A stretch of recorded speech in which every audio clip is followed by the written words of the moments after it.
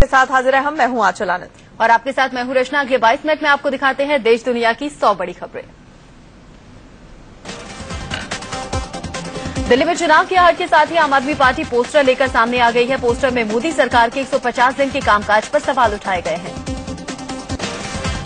केजरीवाल के पोस्टर में लिखा गया है कि बीजेपी ने 150 दिनों में पानी के बिल दोगुने कर दिए हैं, जबकि 49 दिनों की आप सरकार के दौरान पानी बिल माफ कर दिया गया था। केजरीवाल चुनाव में दिल्ली नगर निगम यानी कि एमसीडी के कामकाज को मुद्दा बनाने वाले हैं। केजरीवाल ने पूछा कि आखिर बीजेपी ने एमसीडी में अब तक क्या किया। केजरीवाल ने ट्वीट कर लिखा है कि हम 49 दिनों की सरकार के प्रदर्शन पर चुनाव लड़ने जा रहे हैं। क्या बीजेपी बताएगी कि 7 साल से एमसीडी में रहते हुए उसने क्या क्या किया। आम आदमी पार्टी के नेता मनीष सिसोदिया ने कहा कि हम 49 दिन ही सरकार में रहे तो बात इसकी ही तो करेंगे। उन्होंने ये भी कहा कि एमसीडी में भ्रष्टाचार भी बड़ा मुद्दा है। हम तो 49 दिन ही रहे सरकार में, हम बतौर एमएलए जितने दिन काम किए उसकी बात करेंगे। हमने बतौर मंत्री बतौर सरकार में जितने दिन कैसे काम किया उसकी बात करेंगे, और साथ साथ ये बात करेंगे कि भारतीय जनता पार्टी ने नगर निगम में कितना करप्शन मचा रखा है। 49 दिनों के प्रदर्शन पर केजरीवाल के चुनाव लड़ने के ऐलान पर बीजेपी ने निशाना साधा है। सतीश उपाध्याय ने कहा है कि 49 दिनों तक तो वो सिर्फ धरना प्रदर्शन ही करते रह गए। 49 दिन में हमने ये किया क्या 49 धरना प्रदर्शन और आरोपों की राजनीति क्या 49 दिन में किया। वो 700 लीटर पानी की बात करते, पानी किसको दिया? उन गरीब आदमियों के यहाँ तो मीटर ही नहीं है। सतीश उपाध्याय ने यह भी कहा कि एमसीडी में भ्रष्टाचार का केजरीवाल का आरोप बेबुनियाद है। उन्होंने कहा कि एमसीडी ने अच्छा काम किया है। बात करते, पानी किसको दिया? उन गरीब आदमियों के यहाँ तो मीटर ही नहीं है। सतीश उपाध्याय ने यह भी कहा कि एमसीडी में भ्रष्टाचार का केजरीवाल का आरोप बेबुनियाद है। उन्होंने कहा कि एमसीडी ने अच्छा काम किया है। मोदी के नाम पर चुनाव लड़ने के बीजेपी के फैसले के बाद केजरीवाल ने जगदीश मुखी का नाम उछाल दिया है। आम आदमी पार्टी चुनाव को केजरीवाल बनाम मुखी बनाने में अब पूरी तरह से जुट गई। केजरीवाल ने कहा कि मोदी पीएम से इस्तीफा देकर सीएम के लिए नहीं लड़ेंगे, इसीलिए मुकाबले में तो जगदीश मुखी ही हैं। नरेंद्र मोदी जी इस्तीफा देके मुख्यमंत्री का चुनाव लड़ने आ रहे हैं। बीजेपी क्लैरिफाई करते तो हम वैसे कर लेंगे। दिल्ली के मुख्यमंत्री तो जगदीश मुखी जी बनने वाले। वहीं दिल्ली की पूर्व सीएम शीला दीक्षित ने चुनाव लड़ने से इनकार कर दिया है। सीएम पद के सवाल पर उन्होंने कहा कि इस पद के लिए उनका कोई भी मन नहीं। इंडिया न्यूज से भी शीला दीक्षित ने कहा था कि वो पार्टी के लिए काम करती रहेंगी, लेकिन सक्रिय राजनीति में नहीं आएंगी। नहीं, एक्टिव पॉलिटिक्स में नहीं। मैं काम करूंगी, उसका करूंगी, प्रचार और सेवा करूंगी, लेकिन एक्टिव पॉलिटिक्स में नहीं। दिल्ली विधानसभा आज आधिकारिक तौर पर भंग हो गई। राष्ट्रपति ने विधानसभा भंग करने की सिफारिश पर मुहर लगा दी है और अब चुनाव की तारीखों का इंतजार। दिल्ली विधानसभा भंग होने के बाद चुनाव आयोग ने उपचुनाव को रद्द कर दिया है। दिल्ली की महरौली, कृष्णानगर और तुगलकाबाद में उपचुनाव होने थे। शिवसेना ने विधायकों नेताओं की रविवार को अहम बैठक बुलाई है, जिसमें बीजेपी के साथ सरकार में शामिल होने या नहीं होने पर फैसला होगा। सूत्रों से खबर है कि शिवसेना ने एक बार फिर डिप्टी सीएम के पद की मांग की है। फिर से यह मांग उठाने के बाद साफ है कि विपक्ष में बैठने को शिवसेना तैयार है। महाराष्ट्र में फडणवीस सरकार में शामिल होने के लिए जहां शिवसेना डिप्टी सीएम पद की शर्त रख रही है, वहीं बीजेपी डिप्टी सीएम पद देने के लिए तैयार नहीं। कल शिवसेना अध्यक्ष उद्धव ठाकरे ने कहा था कि इस बार भले ही 63 विधायक ही चुने गए हो, लेकिन अगले चुनाव में 180 विधायक के साथ पूर्ण बहुमत लाकर दिखाऊंगा। शिवसेना के मुखपत्र सामना में महाराष्ट्र के सीएम देवेंद्र फडणवीस पर निशाना साधा गया है। विदर्भ अलग राज्य को लेकर फडणवीस के बयान को लेकर हमला बोला गया है। फडणवीस की विदर्भ एक्सप्रेस नाम से संपादकीय में लिखा गया है कि मुख्यमंत्री को अति उत्साह में विदर्भ जैसे मुद्दे पर बयान देने से बचना चाहिए था। दरअसल फडणवीस ने कहा था कि उचित समय पर विदर्भ अलग राज्य को लेकर फैसला होगा। वहीं शिवसेना विदर्भ अलग राज्य का विरोध करती आई है। झारखंड में आजसू के गठबंधन करने के चलते बीजेपी में कलह शुरू हो गई है। रांची में बीजेपी दफ्तर में नाराज नेताओं कार्यकर्ताओं ने प्रदर्शन किया। बीजेपी ने गठबंधन के तहत आजसू को 8 सीटें दी हैं। इसके चलते इन सीटों पर बीजेपी नेताओं का टिकट कट गया है, जिससे नेता काफी खफा है। जम्मू कश्मीर और झारखंड में पहले चरण के लिए नामांकन दाखिल करने की आज आखिरी तारीख है। पहले चरण में दोनों राज्यों में मतदान 25 नवंबर को होगा।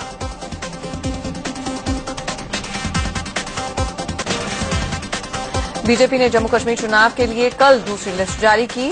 4 सीटें बांदीपोरा, गांदरबल, करगिल और जंस्कर के लिए प्रत्याशियों का ऐलान किया गया।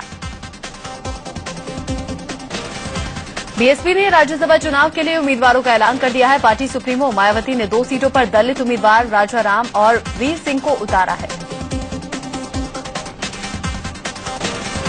वाघा बॉर्डर पर खून की होली खेलने वाले आतंकी एहसानुल्लाह ने प्रधानमंत्री नरेंद्र मोदी को धमकी देते हुए कहा है कि वो कश्मीर और गुजरात का बदला लेगा, जिसे देखते हुए पीएम मोदी की रैलियों और जनसभाओं में सुरक्षा बढ़ा दी गई।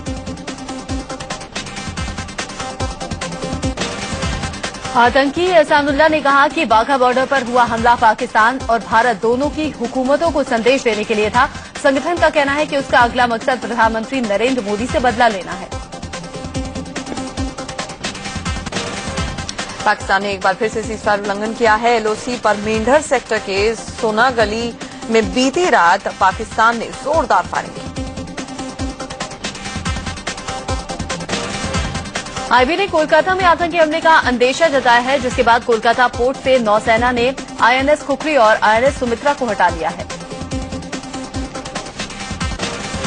दोनों युद्धपोतों को देखने के लिए पोर्ट को आम लोगों के लिए खोला जाना था, लेकिन आनन फानन में इसे रद्द कर दिया गया। राजस्थान के अजमेर में उस वक्त हड़कंप मच गया जब एक हॉट एयर बलून अजमेर की सेंट्रल जेल परिसर में उतर गया। इस बलून में वेस्टइंडीज की 2 महिला पर्यटक और बलून ऑपरेटर सवार थे।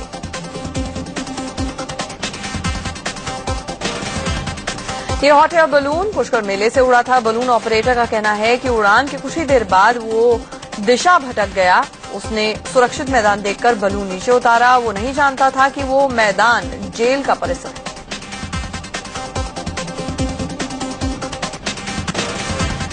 अजमेर की सेंट्रल जेल में इस तरह से हॉट एयर बलून की लैंडिंग ने सुरक्षा व्यवस्था को लेकर बड़े सवाल खड़े कर दिए हैं। जेल में कई खूंखार कैदी बंद हैं। ऐसे में आपराधिक प्रवृत्ति के लोग इसका फायदा उठा सकते हैं। वहीं अजमेर की सेंट्रल जेल प्रशासन ने बलून कंपनी और उसके पायलट के खिलाफ अजमेर के सिविल लाइन्स थाने में शिकायत भी दर्ज करा दी है। जिलाधिकारी ने पूरे मामले की जांच के आदेश दिए। दरअसल पुष्कर से विदेशी सैलानियों को लेकर 3 हॉट एयर बलून उड़े थे, जिनमें से 2 अपनी दिशा भटक गए। इनमें से एक सेंट्रल जेल और दूसरा एक स्कूल के मैदान में उतरा। दोनों बलून 4 सीटर थे।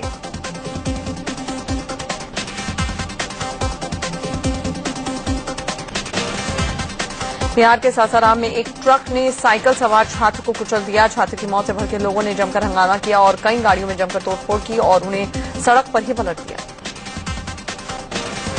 गुस्साए लोगों का आरोप है कि पुलिस वाले पैसे लेकर अवैध रूपे से पत्थर लदे ट्रक को नो जोन एंट्री से पार कराते हैं, जिससे आए दिन हादसे होते हैं। लोगों का गुस्सा इसी बात से भड़का हुआ था। मुंबई के बांद्रावली सीलिंग पर बीती रात एक युवक के ड्रामे के चलते 2.5 घंटे तक हड़कंप मचा रहा। 24 साल का ये युवक खुदकुशी के इरादे से बांद्रावली सीलिंग पर पहुंचा और सीलिंग की रेलिंग पकड़कर लटक गया। ये युवक रेलिंग से लटका रहा और कूदकर जान देने की धमकी देता रहा। कुछ देर बाद युवक सीलिंग से नीचे समंदर में कूद गया, लेकिन समंदर में तैनात पुलिस और मछुआरों ने उसे बचा लिया। युवक का कहना था कि वो एक होटल में काम करता है और उसका मालिक उसे 3 महीने से वेतन नहीं दे रहा है। जांच में युवक की बात गलत साबित हुई। बाद में पता चला कि युवक मानसिक रूप से बीमार है। उधर भोपाल में एक युवक मोबाइल टावर पर चढ़कर खुदकुशी की धमकी देने लगा। उसे रोकने के लिए एक दूसरा शख्स भी टावर पर चढ़ा और उसे मनाता रहा, लेकिन वो मानने के लिए तैयार ही नहीं था। मौके पर पहुंची पुलिस ने क्रेन के जरिए युवक तक पहुंचने की कोशिश की और कड़ी मशक्कत के बाद उसे टावर से नीचे उतारा गया। पुणे के चक्कन इंडस्ट्रियल एरिया में सोमवार की रात टाटा मोटर्स के गोदाम में भीषण आग लग गई। देखते ही देखते आग ने 8 एकड़ में फैले गोदाम को अपनी चपेट में ले लिया। सोमवार रात टाटा मोटर्स के गोदाम में जब आग लगी तो वहां पर 80 वर्कर्स काम कर रहे थे। आनंद फानन में इन लोगों को गोदाम से बाहर निकाला गया। टाटा मोटर्स के गोदाम में लगी आग में करोड़ों का सामान जलकर राख हो गया। आग कैसे लगी इसकी वजह अभी तक साफ नहीं हो पाई है। यूपी के सहारनपुर में एक फर्नीचर गोदाम में भीषण आग लग गई। आग से लाखों का सामान जलकर खाक हो गया। मध्य प्रदेश के बड़वानी में दुकानों में लगी आग से हड़कंप मच गया। आग की लपटें और धुएं का गुबार दूर से ही देखा जा सकता था। आग शॉर्ट सर्किट की वजह से लगने की बात कही जा रही है। दुकानों में गाड़ियां और पेट्रोल के कनस्तर रखे होने से आग भड़कती चली गई। पंजाब और हरियाणा हाईकोर्ट ने हरियाणा के संत रामपाल के खिलाफ गैर जमानती वारंट जारी किया है। कोर्ट ने पुलिस ने उन्हें गिरफ्तार कर 10 नवंबर तक पेश करने का आदेश दिया है। संत रामपाल के खिलाफ वारंट जारी करने पर बवाल खड़ा हो गया। चंडीगढ़ में संत रामपाल के समर्थकों ने भारी हंगामा किया, जिसके बाद चंडीगढ़ में धारा 144 लगाई गई। संत रामपाल पर सरकारी जमीन पर कब्जे और हत्या का मामला चल रहा है। हाईकोर्ट ने 2 बार निजी तौर पर उन्हें पेश होने का आदेश दिया था, लेकिन उन्होंने ऐसा नहीं किया, जिस पर कोर्ट ने वारंट जारी किया है। चिंकारा शिकार मामले में एक्टर सलमान खान पर सुप्रीम कोर्ट ने फैसला सुरक्षित रख लिया है। राजस्थान सरकार ने हाई कोर्ट के फैसले को सुप्रीम कोर्ट में चुनौती दी। उधर Salman Khan hit and run case में 24 नवंबर तक सुनवाई इस मामले में टल गई है। सलमान ने कोर्ट में पेशी से छूट के लिए अर्जी भी दी है। गायक सुरेश वाडेकर के खिलाफ जमीन सौदे के एक मामले में धोखाधड़ी का केस दर्ज किया गया है। नासिक कोर्ट के आदेश पर पुलिस ने मामला दर्ज किया। शेयर बाजार ने आज इतिहास रच दिया। पहली बार सेंसेक्स ने 28,000 का आंकड़ा पार किया। साथ ही निफ्टी पहली बार 8,300 के आंकड़े को पार कर गया। लोगों पर महंगाई की एक और मार पड़ी है। गुड़गांव में सीएनजी और पीएनजी के दामों में भारी बढ़ोतरी की गई है। सीएनजी के दाम बढ़ने से ऑटो के किरायों में भी इजाफा हो सकता है। गुड़गांव में सीएनजी के दामों में प्रति किलो 5 रुपए की बढ़ोतरी हुई है, तो वहीं पीएनजी के दाम 4 रुपए 24 पैसे प्रति किलो के हिसाब से बढ़े हैं।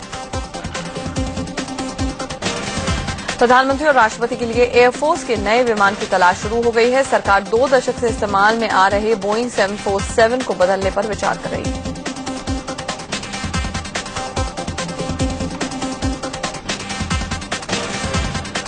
अमेरिकी राष्ट्रपति बराक ओबामा और पीएम नरेंद्र मोदी में फिर से मुलाकात हो सकती है। एशिया दौरे पर आ रहे ओबामा जिन कार्यक्रमों में हिस्सा लेंगे उसमें मोदी भी रहेंगे।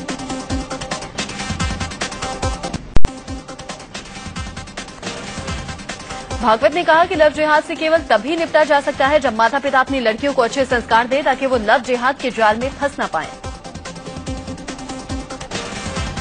बीजेपी सांसद और अभिनेता परेश रावल ने अहमदाबाद के सरदार नगर में सफाई अभियान चलाया। झाड़ू लेकर परेश ने सड़कों की सफाई की।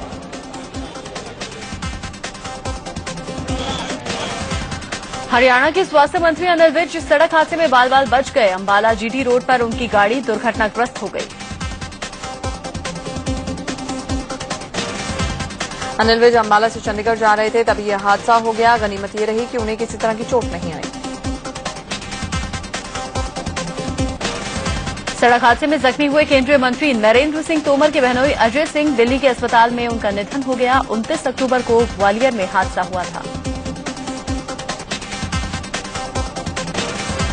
दिल्ली के भोगल में देर रात नशे और रफ्तार का कहर देखने को मिला। नशे में धुत कार ड्राइवर का गाड़ी से बैलेंस बिगड़ गया और कार कई बार पलटती हुई चकनाचूर हो गई।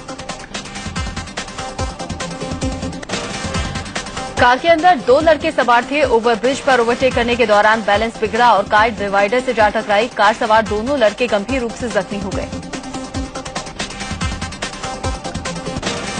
कार में फंसे दोनों लड़कों को लोगों ने कड़ी मशक्कत के बाद निकाला। दोनों को एम्स ट्रॉमा सेंटर में भर्ती करवाया गया है। कार के अंदर से शराब की बोतलें भी मिली।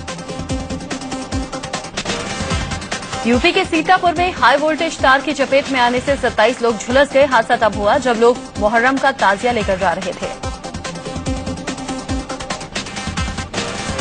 गाजियाबाद में चोरी की हैरान करने वाली तस्वीरें सामने आई है। कविनगर के एक प्रिंटिंग प्रेस में चोरी करती महिलाएं सीसीटीवी कैमरे में कैद।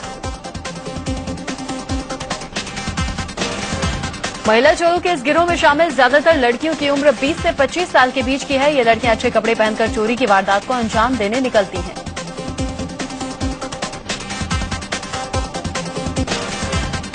कविनगर की प्रिंटिंग प्रेस में घुसकर इन महिला चोरों ने आधे घंटे के अंदर ही 300 किलो की एल्यूमिनियम शीट्स गायब कर दी। पुलिस अब इनकी तलाश कर रही है।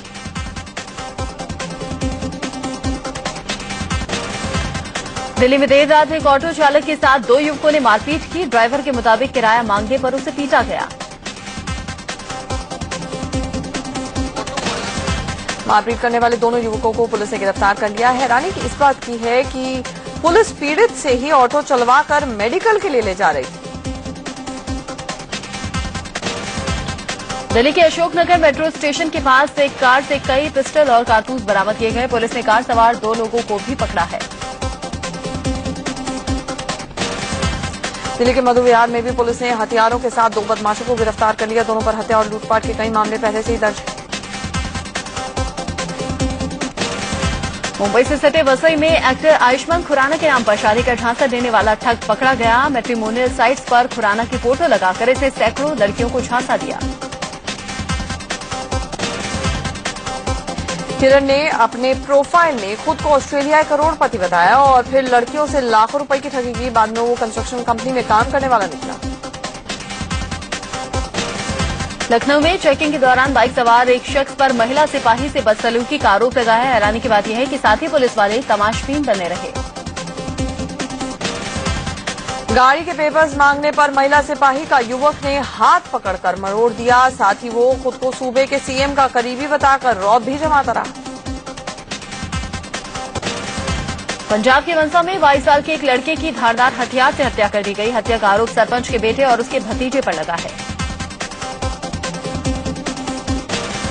ग्रेटर नोएडा में यमुनोत्री मल्टी स्टोरी फ्लैट योजना को लेकर विवाद हो गया है। जहां ये फ्लैट्स बनने हैं वहां के किसानों ने मुआवजे को लेकर काम रोकने की धमकी दे डाली। राजस्थान के पुष्कर में विदेशी मेहमानों के बीच में साफा बांध प्रतियोगिता का आयोजन किया गया। प्रतियोगिता में 11 विदेशी जोड़ों ने हिस्सा लिया और बेल्जियम के दंपति ने बाजी मारी। एमपी के उज्जैन में शिप्रा नदी के किनारे गधों का मेला लगा है। हर साल एकादशी के बाद उज्जैन में ये मेला लगता है। बाजार में आने से पहले ही सुर्खियां बटोर चुकी सचिन तेंदुलकर की आत्मकथा का आज विमोचन है। प्लेइंग इट माय वे में सचिन ने कई खुलासे किए हैं। अपनी आत्मकथा में सचिन ने टीम इंडिया के पूर्व कोच ग्रेग चैपल को लेकर कई खुलासे किए हैं, जिस पर इन दिनों खूब चर्चा भी हो रही है।